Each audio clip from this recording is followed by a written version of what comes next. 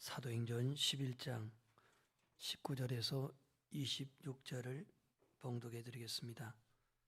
사도행전 11장 19절에서 26절입니다.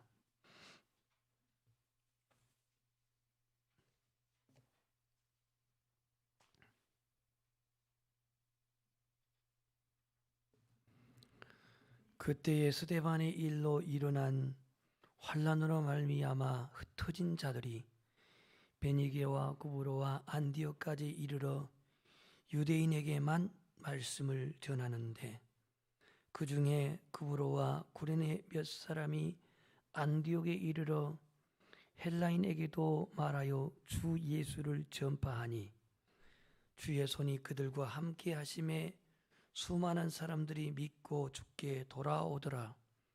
예루살렘 교회가 이 사람들의 소문을 듣고 바나바를 안디옥까지 보내니, 그가 이르러 하나님의 은혜를 보고 기뻐하여 모든 사람에게 굳건한 마음으로 주와 함께 머물러 있으라 권하니, 바나바는 착한 사람이요 성령과 믿음이 충만한 사람이라. 이에 큰 무리가 주께 더하여 지더라. 바나바가 사울을 찾으러 다소에 가서 만남이 안디옥에 데리고 와서 둘이 교회에 1년간 모여 있어 큰 무리를 가르쳤고, 지자들이 안디옥에서 비로소 그리스도인이라 일컬음을 받게 되었더라. 아멘. 초기 기독교 역사는 핍박과 박해로 고통당하던 시대였습니다. 특히 로마에서 박해가 더욱 심해서 많은 그리스도인들이 순교를 당하는 그런 때에 오늘의 코로나처럼 그 로마에도 알 수 없는 전염병이 창궐하게 되었습니다. 지금보다도 이 열악한 그 의료시설 때문에 속수무책으로 사람들이 죽어갈 때에 그 전염병에 걸리지 않기 위해서 죽은 시신들을 처리하는데 너무나도 기하급수적으로 많은 이 사망자가 발생됨에 따라서 사람들이 시신을 거리에다 내다 버립니다. 그래서 거리는 온갖 시체 부패의 냄새로 코를 찌르는 그러한 그야말로 흑암이 가득한 도시로 변질이 되었습니다. 사람들마다 그 전염병에 걸리지 않게 해서 두려워하면서 집 밖으로 나오지 아니하고, 그야말로 도시는 죽은 전쟁 그런 도시처럼 황폐해 가고 있었습니다. 어느 누구도 이 시신을 장례를 치르지 않고 처리를 하지 않는데, 어느 순간부터 그 도시에 변화가 오기 시작했는데 시신 하나하나가 없어지기 시작했습니다. 그러면서 점점점 냄새가 사라지고 도시가 깨끗해지는데, 로마 당국에서는 도대체 누가 저 시신을 치우는가 하고 조사를 했더니 어두운 밤에 눈에 띄지 않게 검은 옷을 입은 사람들이 시신들을 하나 둘씩 장례를 치르고 있었습니다. 그들은 당시에 예수 믿는 그리스도인들이었습니다. 자신들은 로마의 박해를 받으면서도 언제 순교를 당할지 모르는 상황에서도 아무도 하지 아니하는 그 시신들을 하나하나 다 장례하고 있었습니다. 박해자들은 그랬습니다. 우리들은 저기들을 못 죽여서 안달인데 쟤네들은 그렇게 예수를 믿는다는 것 때문에 죽어가면서도 이러한 시신을 장례를 한 그들의 사람들의 마음을 그들은 보고 감동을 하기 시작했습니다.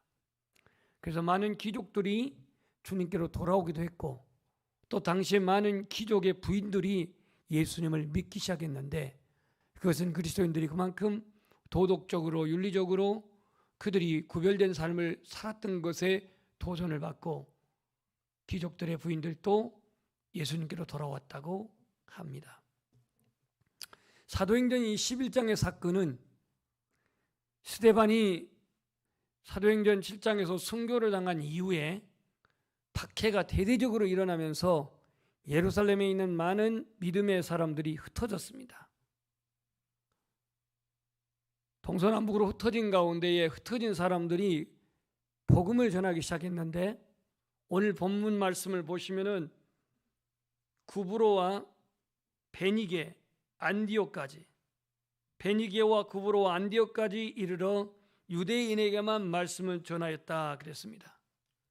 자, 그렇다면 지금 여러분들이 글이 작아서 잘 안 보일 것 같아서 빨간 글씨를 써놨는데요, 이 구브로라고 하는 것은 섬입니다.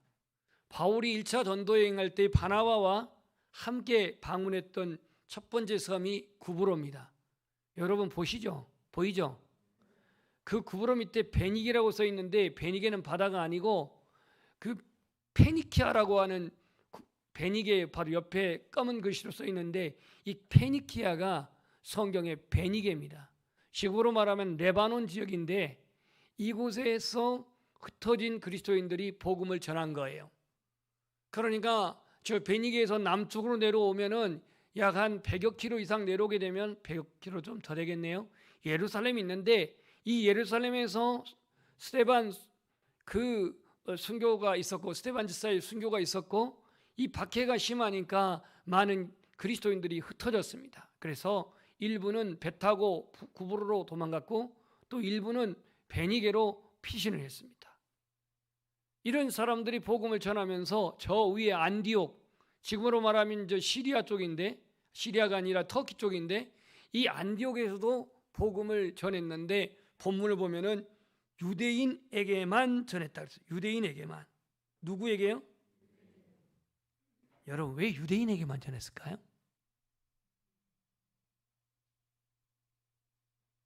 여러분들이 지금 영어가 안 되는데 미국 가서 복음 전하라고 하면 미국 현지인들한테 잘 전하겠습니까?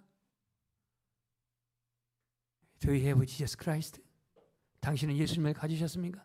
그 정도는 하는데 그 다음부터 몰라.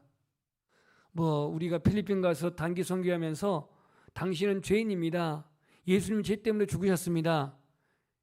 예수님 믿고 구원을 받으십시오. 이 정도만 이제 영어를 달달 외워갖고 하는데, 거기서 뭐라고 질문하면 이제 그때부터는 입이 막힙니다. 그러니까 유대인들에게 전했다라고 한 것은 저 예루살렘의 유대인들이 흩어져 있는 이방 지역에서 말이 안 되니까 유대어로 복음을 전할 수밖에 없었던 거죠.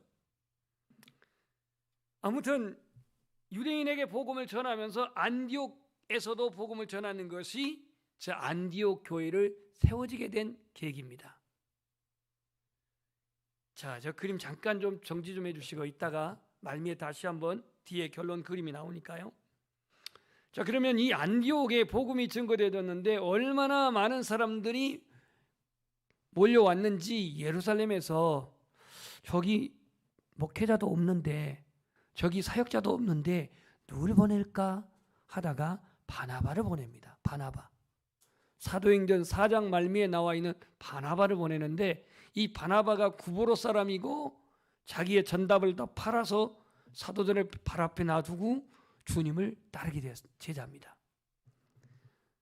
바나바가 가서 이제 이 안디옥 교회를 가봤더니, 교회라고 할 것도 없고 이제 모임의 어떤 가정집이 있었겠죠. 거기 가봤더니 많은 사람들이 모여 있었습니다.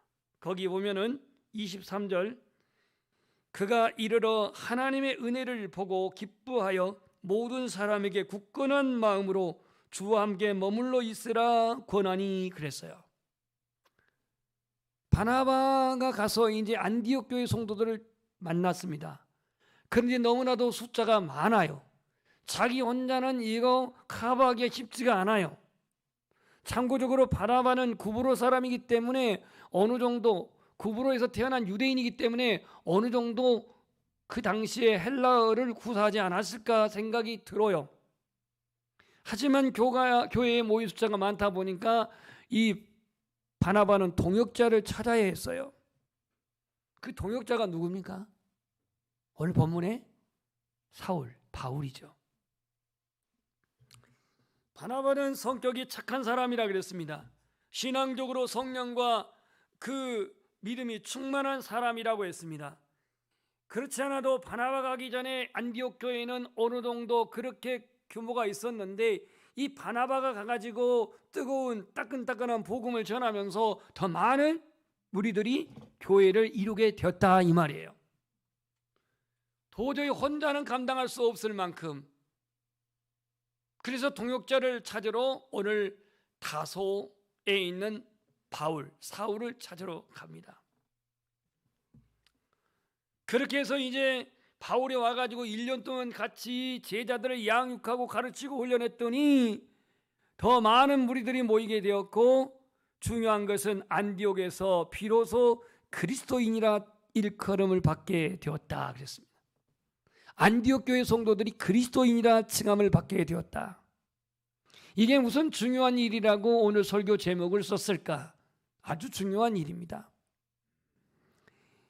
안디옥 교회 성도들이 그리스도인이라 칭함받는 건 하루아침이 된 게 아니에요.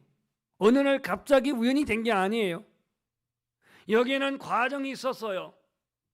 바나바의 복음을 듣고 또 바울과 바나바가 협력하여서 그들을 가르치고 훈련한 가운데에 그들의 성품이, 그들의 행실이, 그들의 삶이 덕이 되고 본이 된 가운데에 그리스도인이라 칭함을 받게 되었다 이거예요. 여러분, 그리스도인, 당시의 교인들을 부르는 이름의 칭호가 몇 가지 있었는데, 나사렛 사람들, 예수의 사람들, 술에 취한 사람들, 성령 충만한 사람들을 그렇게 말했고, 갈릴리 사람들, 이렇게 믿는 성도들을 불렀어요. 그런데 오늘 최초로 그리스도인으로 칭함을 받은 성도들은 어디 교회 성도? 또 안디옥 교회 하지 말고 또 연양 교회 그러면 안 돼요. 안디옥 교회 성도를 그렇게 불렀다 이 말이에요. 비로소라고 하는 이 부사, 비로소라고 하는 이 부사는요, 어느 정도 오랜 시간이 흐른 가운데에 이루어질 때에 비로소란 말을 부사를 써요. 비로소. 저희 교단의 목회자가 되는 데 있어서는요, 신학학부 4년에 신대원 2년 내지 3년에 거기다가 단독 목회 2년을 하든지 아니면 부교역자 전도사님으로서 4년을 한 교회에서 올 파트 사역, 그러니까 전담 사역을 하든지 이래서도 안 되고, 거기에다가 목사 안수 받기 위해서는 5과목의 구시를 통과해야 되고, 여기에다가 개교회에서 안수 청원을 받아야 목사가 됩니다. 아무리 빨라도 10년, 한 교회에서 전임 전도사로 있을 때는 12년, 그래서 총 12년을 공부해야 안수를 받아요. 물론 안디옥 교회가 그 과정을 밟은 건 아니지만, 이 안디옥 교회가 그리스도인이라 칭함을 받는 데 있어서는 그냥 어느 날 갑자기 불러서 붙인 이름이 아니란 얘기입니다. 신약 성경에는 그리스도인이라는 이름이 3번 나온다고 합니다. 3번. 몇 번이요? 3번 나와요. 3번. 참고적으로 사도행전 26장 28절을 보면, 만일 그리스도인으로 고난을 받으면 부끄러워하지 말고 도리어 그 이름으로 하나님께 영광을 돌리라 그랬습니다. 그리스도인으로 고난 받으면, 그렇다면 오늘 안디옥 교회의 성도들을 그리스도인이라 칭함을 받았다 그랬는데, 그리스도인이란 무슨 뜻입니까? 누가 그리스도인입니까? 누가? 첫 번째, 우리 한번 고백합시다. 예수님을 구주로 믿는 사람. 부처를 믿는 사람을 그리스도인이라 하지 않습니다. 공자를 따른 사람을 그리스도인이라 칭하지 않고요, 마호메트를 믿는 사람을 그리스도인이라고 칭하지 않습니다. 작가를 믿는 자를 불자 그렇게 말해요. 불자. 마호메트, 이 사람들은 뭐라고도 부르죠? 이슬람교인 뭐 그렇게도 부르고, 또 다른 말로는 무슬림 이렇게 부르잖아요. 이슬람 믿는 사람들이 당신 그리스도인이 그러면 아주 눈을 부라리고 달 겁니다. 달려들 거예요. 그래서 우리는 예수님을 구주로 믿는 사람이 그리스도인인데, 이 믿는다라고 하는 믿음이 어떤 믿음이냐 이거예요. 이 믿음이라고 하는 피스티스라고 하는 히브리어를 보면, 헬라어를 보면요, 신뢰하다, 맡기다 그런 뜻이 있어요. 이 믿음은 맡기는 것인데 여러분 믿지 못하면 맡길 수 있습니까?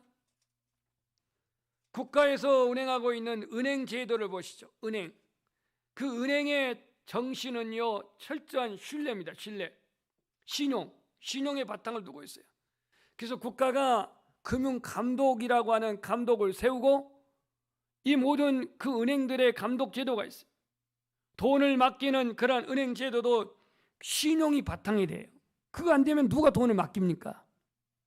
그렇게 국가가 감독 제도를 함에도 불구하고 은행이 도산되고 부도가 나서 맡긴 돈들을 다 날리는 그런 경우도 없잖아, 있죠. 이 믿는다라고 하는 피스티오라고 하는 것은 맡긴다라는 그런 뜻이 있는데 결국 우리는 누구에게 맡기는 겁니까? 누구요? 하나님께 맡기는 거죠. 그래서 오늘 잠언 16장 3절에 보면 너희 행사를 여호와께 맡겨라. 너희 행사를 여호와께 맡겨라. 그를 의지하면 그가 이루시고 그랬고요. 그리하면 내가 경영한 것을 이루시리라 그랬고요. 시편 37편 5절에 보면은 내 길을 여호와께 맡기라. 그를 의지하면 그가 이루신다 그랬고요. 또 베드로전서 5장 7절에 보면 너희 염려를 주께 맡기라. 이는 그가 너희를 돌보심이라 그랬습니다. 믿음을 요약한다면 하나님께 맡기는 거예요. 하나님 의지하고 하나님 신뢰하고 하나님께 맡기는 거예요. 이게 믿음이에요. 사람은 맡길 대상이 아닙니다. 사람은 믿을 대상이 아니에요. 사람은 얼마든지 변할 수가 있기 때문에 믿고 맡길 대상은 사람이 아니에요. 국가도 마찬가지예요. 오로지 우리가 믿고 맡길 수 있는 분은 하나님 한 분이셔요. 그분은 부도 내지 않아요. 그분은 부정이 없어요. 그분은 부패도 없어요. 생명, 건강, 삶, 오늘과 내일도 오로지 맡길 수 있는 분은 하나님 한 분이에요. 무엇보다도 우리의 영혼을 맡길 수 있는 그분은 예수 그리스도예요. 그러니까 우리가 예수 그리스도를 믿는다. 이게 예수를 믿는 사람이, 구주로 믿는 사람이 그리스도인인데, 이 믿는 사람은 나의 생명을 주님께 맡기는 것이고 나의 인생을 주님께 맡기는 것이고 내 인생 끝날 여정까지 주님을 온전히 신뢰하는 것이고, 그래서 예수 그리스도를 나의 구주로 믿는 사람이 그리스도인입니다. 두 번째로, 그리스도인이라는 무슨 뜻입니까? 성경은 그렇게 말합니다. 예수 그리스도를 고백하는 사람이란 거예요. 고백하는 사람. 송창식 씨 노래 참 많이 만들었는데요. 이분은 자기가 작곡한 노래가 거의 다 합니다. 어떤 사람들은 작곡해 준 것을 자기가 부르기도 했는데 송창식 씨는 자신이 작곡해서 자신이 노래를 거의 불렀어요. 그중에 고등학교 때 유행했던 노래에 맨 처음 고백이라는 가요가 있어요. 아마 저처럼 70년대 고등학교 다닌 사람 다 알 거예요. 가사가 이렇게 나가요. 말을 해도 좋을까? 사랑하고 있다고. 말을 해도 좋을까? 사랑하고 있다고. 눈치 한번 보는데 하루 이틀 사흘. 이 고백하는데 1년, 2년, 3년 걸렸다. 그런 내용이에요. 첫 번째 고백이. 여러분도 첫 번째 고백인가 첫사랑 그 생각하지 말고 우리가 정말로 이 고백, 예수 그리스도를 고백하는데요. 베드로가 예수님을 어떻게 고백했죠? 주는 그리스도시요 살아계신 하나님의 아들이십니다. 이건 베드로의 고백이야. 그럼 우리는 어떤 고백을 해야 될까? 예수님께서는 이렇게 말했습니다. 마태복음 10장 32절 33절 누구든지 사람 앞에서 나를 시인하면 나도 하늘에 계신 네 아버지 앞에서 그를 시인할 것이요 누구든지 사람 앞에서 나를 부인하면 나도 하늘에 계신 내 아버지 앞에서 그를 부인하리라 그랬어요.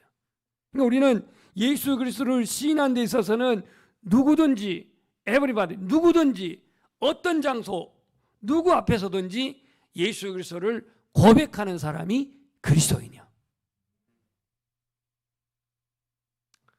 시인한다라는 말은요 긍정하다, 인정하다 이런 뜻이 있는데요. 긍정하고 인정하며 고백한다는 뜻인데 지금 우리 교회에서 지원하고 있는 터키에 김용기 선교사님 목회하고 있는 서머나 터키, 서머나 지금 이즈밀이죠. 이곳에는 사도 요한의 제자인 폴리캅의 순교한 곳입니다. 폴리캅이라고 하신 분이 86세에 순교를 당했는데 이 사람의 인품, 이 사람의 위인됨은 불신자나 신자나 할 것 없이 모두가 다 존중히 여기는 그러한 위인이었습니다. 그런데 당시에 박해 시절에 이 폴리캅도 이제 예수 그리스도를 믿는다는 것 때문에 죽음의 위기가 지금 오게 되었습니다. 당신의 인품과 당신의 위인됨을 존중해서 딱 한 번만 예수님을 부인하십시오. 그렇다면 당신의 생명을 지켜드리겠습니다. 하지만 이 폴리캅은 사도 요한의 제자답게 내가 86년 동안 믿어온 예수님, 내가 앞으로 몇 년을 더 살겠다고 여기서 비굴하게 예수님을 부정합니까? 나는 그렇게 할 수가 없습니다. 결국은 이미 거기는 화형대, 불로 말미암아서 이 죽이려고 하는 화형대가 설치되어 있는데 폴리캅은요, 기둥에 묶이지도 않은 채 불에 태워져서 순교를 당했습니다. 그러니까 이 폴리캅은 그 많은 사람들에게서 내가 그리스도인이라는 사실을 그는 숨기지 아니하고 고백하고 결국은 순교의 길을 가게 된 겁니다. 오늘 우리가 예수 그리스도를 구주로 고백할 수 있는 근거, 예수 그리스도를 구원자로 고백할 수 있는 증거가 뭡니까? 고린도전서 12장 3절에 보면 또 성령으로 아니하고는 누구든지 예수를 주시라 할 수 없느니라 그랬습니다. 성령으로 말미암지 않고는 예수를 주로 시인할 수가 없다는 얘기인데 우리는 교회 안에서 얼마든지 시인할 수가 있어요. 하지만 내 생명의 위협, 사망의 위험, 그런 공고한 그런 절박한 환경 속에서 예수를 주로 시인할 수 있다고 하는 것은 성령으로 말미암아 할 수 있다고 말합니다. 스데반이 돌에 맞으면서도 예수를 부인하지 않았던 것, 성령이 그와 함께 하셨습니다. 성도 안에 거하시는 성령님은 예수를 주로 시인할 수가 있는데 로마서 8장 9절에 누구든지 그리스도의 영이 없으면 그리스도의 사람이 아니라 그랬어요. 우리 안에 성령이 거하시면 그리스도인입니다. 우리 안에 성령이 거하시면 언제 어떤 상황에서도 예수 그리스도를 부인하지 않습니다.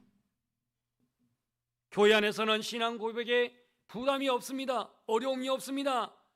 문제는 교회 바깥에서 우리의 신앙 고백은 자유로운지요, 떳떳한지요, 당당한지요, 직장에서, 여행 중에서, 단합대회에서, 회식 자리에서 나는 예수 그리스도로 믿는 그리스도인으로서 신앙 고백이 투명하고 분명하는지, 믿음의 언어가 있고 구별된 행동이 있고 차별화된 가치가 있는지, 우리가 베드로처럼 예수님을 대놓고 냉정하게 부인하지는 않았지만 복음의 도리를 증가하기 전에, 예수 그리스도의 복음의 도리를 증가하기 전에 나는 그리스도인이라는 이 정체성이 분명한지, 나는 그리스도인이라고 하는 이 아이덴티티가 어떤 환경에서도 변함이 없는지, 책임성 있는 삶의 자세, 말씀으로 다듬어지는 겸손과 온유한 성품, 나는 그리스도인으로 부끄러움이 없는지. 로마서 10장 10절에 보면 사람이 마음으로 믿어 의에 이르고 입으로 시인하여 구원에 이르느니라, 이렇게 말씀했습니다. 누가 그리스도인입니까? 예수 그리스도를 고백하는 사람입니다.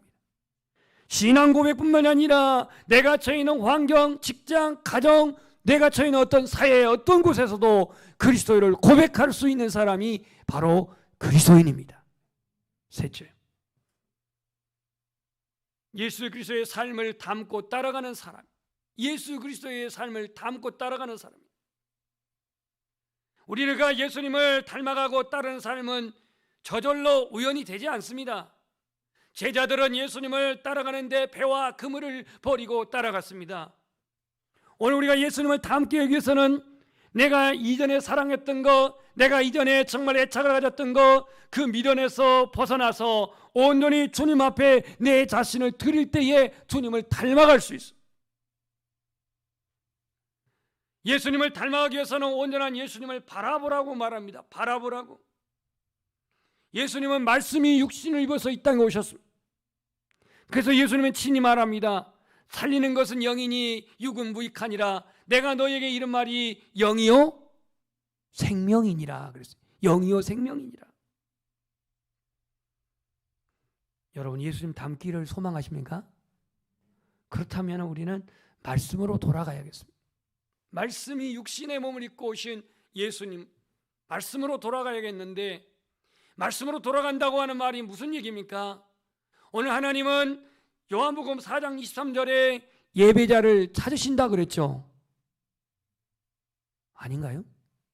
좀 어떤 그 리액션이 좀 있어야 되는데, 예배자를 찾으신다고 그랬잖아요. 찬송가도 보면은 먼지 가운데서도 예배자를 찾으시는 그런 노래 있잖아요. 그죠? 왜 그렇게 찬양 잘 부르면서 예배자를 찾으신다는 데는 반응이 없어요? 신령과 진리로, 영과 진리로 예배하는 예배자를 찾으신다 그랬는데요. 정말 예수님 우리가 닮기를 원한다면 말씀으로 돌아가야 되는데, 이 말씀에 보면 예배자를 찾는다 그랬어요. 예배의 우선적인 삶. 예레미야 29장 12절에 보면 하나님은 내게 와서 부르짖으라고 말합니다. 너희가 내게 부르짖으며 내게 와서 기도하면 내가 너희들의 기도를 들을 것이다 그랬습니다. 예수님을 닮기를 원한다면 내게 와서 부르짖으라고 하는 기도의 삶이 따라야 합니다. 예수님은 말씀합니다. 지극히 작은 자 하나에게 한 것이 곧 나에게 한 것이라 그랬어요.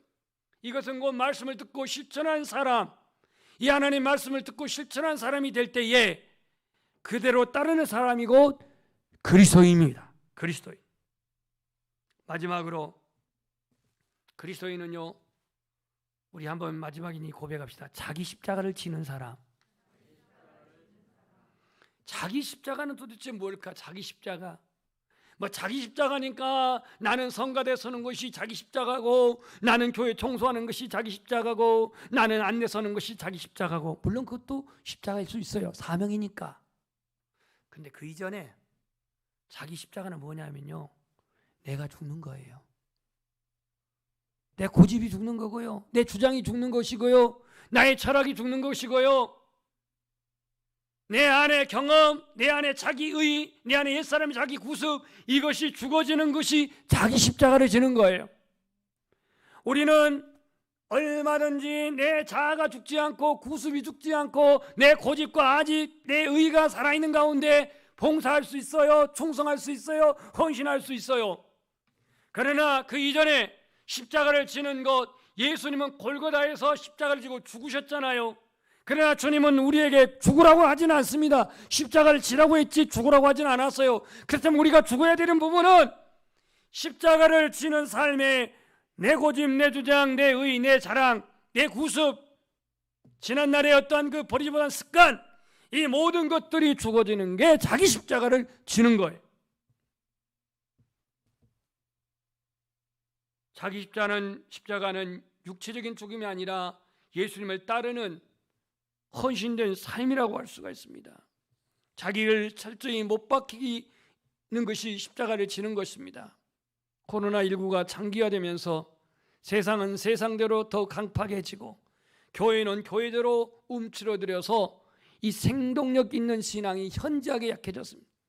이 바이틀리티한 이 신앙이 너무나도 현저하게 약해졌어요. 여러분, 건강한 사람일수록 면역체계가 온전하게 세워진 걸 알 수가 있어요. 이 면역체계가 약해지면요, 그만큼 질병이 약해질 수밖에 없습니다. 건강한 사람일수록 면역체계가 온전한 것처럼, 그래서 병균이 와도 그 자체적으로 방어하고 그 질병을 몰아낸 것처럼, 환경의 변화로 들어온 코로나 팬데믹 영향으로 여러분의 신앙의 면역체계는 약해졌습니까? 아니면 강해졌습니까? 나의 신앙 면역체계가 약해질수록 우리의 신앙의 삶은 더욱더 무질서할 수밖에 없습니다. 안디옥 교회는요, 평탄한 교회가 아니었습니다. 박해가 있고 핍박이 있고 고난이 있는 교회였습니다. 외부적으로는 여전히 핍박 박해가 끊이지 않는 환경이었지만, 그럼에도 불구하고 그들은 교회 안에 신분, 혈통을 떠나서 모두가 다 하나가 됐다는 사실이에요.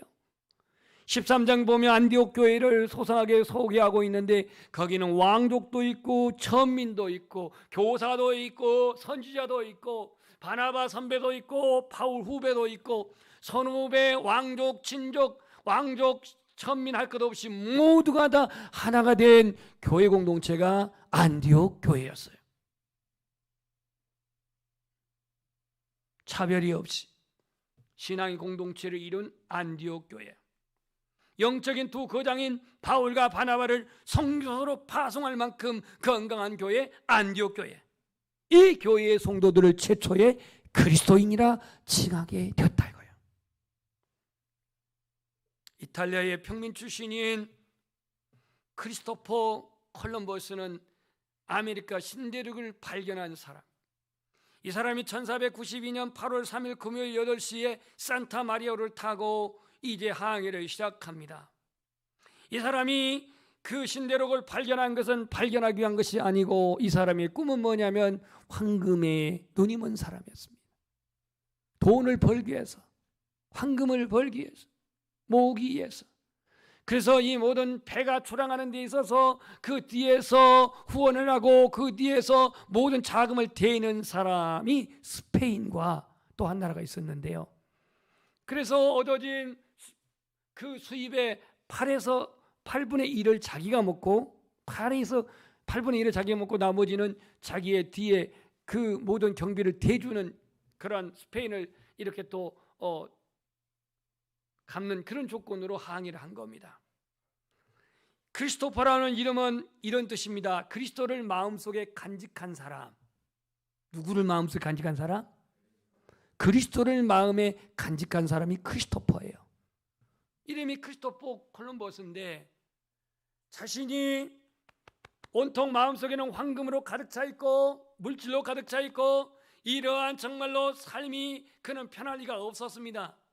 만년에 자신의 삶을 숙고한 것, 내가 우리 영혼이가 붙여준 이름 그대로 크리스토퍼 마음에 그리스도를 간직한 사람으로 살 것인가 아니면 계속해서 황금을 쫓아다니며 살 것인가 그런 고민한 끝에 깊은 기도 가운데 결론은 나의 남은 생에는 이 이름 그대로 어머니의 그 붙여준 이름 그대로 크리스토퍼 그리스도를 마음에 간직한 사람으로 살아야겠다 다짐을 합니다.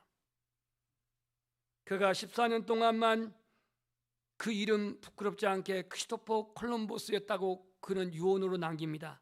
그 기간 동안 내 인생에 가장 행복하고 보람 있는 세월이었다고.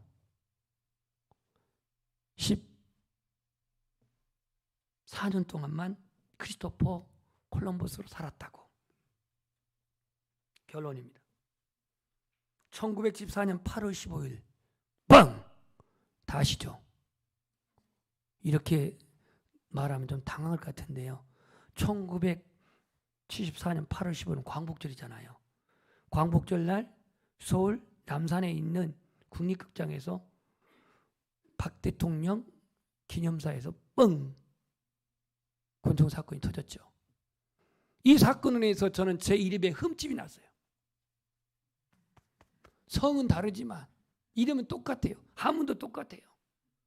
근데 우리 중학교 때 제가 74년 1학년 때인데요. 왜 이름표 하얀 이름표에 그 길이가 한 적어도 한 6cm, 7cm 된 이름표에 이름 석자가 써 있는데 왜 이름표가 이렇게 크게 보이는지. 그래서 어디 할 때 이러고 다녔어요. 이렇게 되면 이름이 안 보이잖아요. 더군다나 서울에 가니까 제 고향은 제 이름 모르는 애들이 없으니까 뭐 가릴 것도 말 것도 없는데 서울에 꼭 가게 되면은 제가 곧 중학교 1학년 때 그 방학 때 겨울 방학 때 갔거든요. 1학년 겨울 방학이니까 2학년 올라갈 때죠. 그런데 전부 다 제 이름만 본 것 같아. 형님 그 이 충신 저 상도동에 있는 숭실대학 대학원 졸업할 때 갔었는데 그래서 그 많은 사람도 모였는데 제 이름만 본 것 같아서 이렇게 가리고 다녔다니까요. 이거는 저희 아버지가 붙여준 이름이고 여러분에게는요. 켜주세요. 이런 이름을 주님이 붙여줬어요. 저기 여러분 이름 없죠? 또 이름 있으면 시험 들 것 같아서 제가 없는 것만 뽑아놨어요. 근데 여러분에게는 이런 이름표가 붙어 있어요. 이거 누가 붙여줬죠? 여러분이 그냥 심심해 하나 붙여놨습니까? 예수님이 우리에게 이름표를 붙여줬어요. 너는 그리스도인이라고. 자격이 있어서, 능력이 있어서, 마음이 착해서, 출신성분이 좋아서, 유대인이기 때문에 아니에요. 우리에게 가장 자랑스러운 이름은 바로 예수님 붙여진 그리스도인이라는 이름을 붙여줬어요. 모든 이름 위에 뛰어난 이름, 예수는 주, 예수는 주. 이따 고백하겠지만 그 예수님을 주로 믿고 고백하고 따르는 사람이 그리스도인입니다. 저 이름표를 붙여주신 예수 그리스도에게 부끄러움이 되지 않게, 저 이름표를 붙여주신 예수 그리스도를 부끄럽게 하지 않게, 오늘 저와 여러분이 주님을 온전히 닮아가고 주님을 온전히 고백하고 주님을 온전히 시인하는 진정한 리얼 크리스천이 되기를 축복합니다. 교회라고 하는 한정된 장소에, 교회라고 하는 구별된 한정된 장소에만 제한받는 그리스도인이 아니라 언제 어디서나 누구 앞에서든지 담대하고 확신 있는 그리스도인, 그 예수 그리스도 이름을 보존하고 그 예수 그리스도의 이름으로 설 자리를 지키고 그 예수 그리스도를 믿는 그리스도인의 언어로서 성별된 성숙한 저와 여러분이 되시기를 주님의 이름으로 축복합니다. 찬송하겠습니다. 모든 이름 위에